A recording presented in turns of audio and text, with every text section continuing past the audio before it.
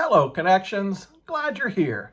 Before we leave the mission field, I think it's important to talk about hospitality, for it goes along with what Jesus was speaking to the disciples in Matthew 10 of expect hospitality. But it's deeper than that. And you'll notice in the passage that we look at today that Jesus introduces this idea of hospitality, of that the disciples should be received well, and then flips it to emphasize that the disciples and the church have an important role of giving hospitality. And then we'll look at a companion passage from Hebrews that reminds us that there is a reward for hospitality. But what is hospitality? Well, I think in our very core, the heart that's aligned with God understands what hospitality is. It's caring for others above ourselves. It's the very nature of who God is. It's the sacrifice that Jesus makes on the cross. It's the long suffering and patience that God extends to each and every one of us. It's the grace and the mercy. It's all of those things. And if we can practice hospitality amongst ourselves, then it informs us on the relationship that God desires to extend to us. That's why Jesus is so pointed about, if you forgive others, then God forgives you. If you can't forgive others, then you don't receive his forgiveness. Now, we have to be careful with the word hospitality because, like so many other words, it's been kind of kidnapped by our culture and turned into an industry. And all of a sudden it's about going on travel sites and how many stars does a hotel get and what kind of services do they provide, and is there a pool? That demeans this idea of hospitality. Certainly it's where we might see the most hospitable people, but that is not necessarily sincere hospitality, for that has kind of this transaction attached to it.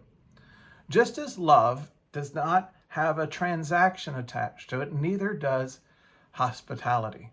Hospitality should be done because it is what God has done for us. So let's take a look at these final passages as Jesus is sending out his disciples. Picking it up in 40. Anyone who receives you receives me, and anyone who receives me receives the Father who sent me. If you receive a prophet as one who speaks for God, you will be given the same reward as a prophet. And if you receive a righteous people because of their righteousness, you will be given a reward like theirs. And if you give even a cup of cold water to one of the least of my followers, you will surely be rewarded. God is encouraging us, incentivizing, if you will, for us to engage fully in the things of the kingdom, in the family business. Act as I would act. That's why years ago now, the What Would Jesus Do had such impact in the Christian community, because we paused and we thought, would Jesus extend a cold cup of water to an individual who was thirsty? Absolutely. Would he take the time to make room for the neighbor and emphasize the care? Would we be the Good Samaritan, or would we be the church folks that pass by on the other side of the bridge? Hospitality is the key of not only what we should have an expectation of being received by God as God's children, but also how we receive others. We can't expect that we are going to find that safe haven that God will provide as we move out into the mission field if we are not willing to be that safe haven for others returning from the mission field.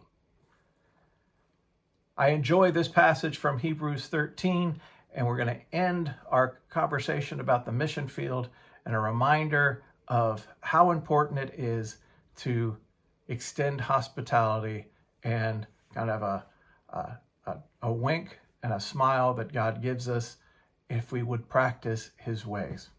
Keep on loving each other as brothers and sisters. Don't forget to show hospitality to strangers. For some who have done this have entertained angels without realizing it. I love that.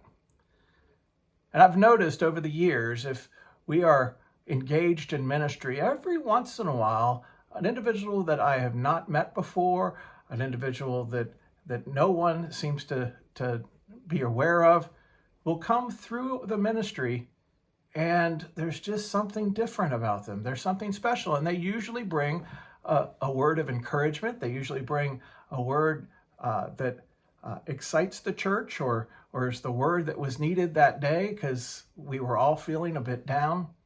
And I always think of this passage of God is faithful, and he sends his messengers to us in times of need. They may be other followers of Christ that have just been sent for that moment. They may be part of the heavenly army that God is coming to lift us up and encourage us forward. Practice hospitality.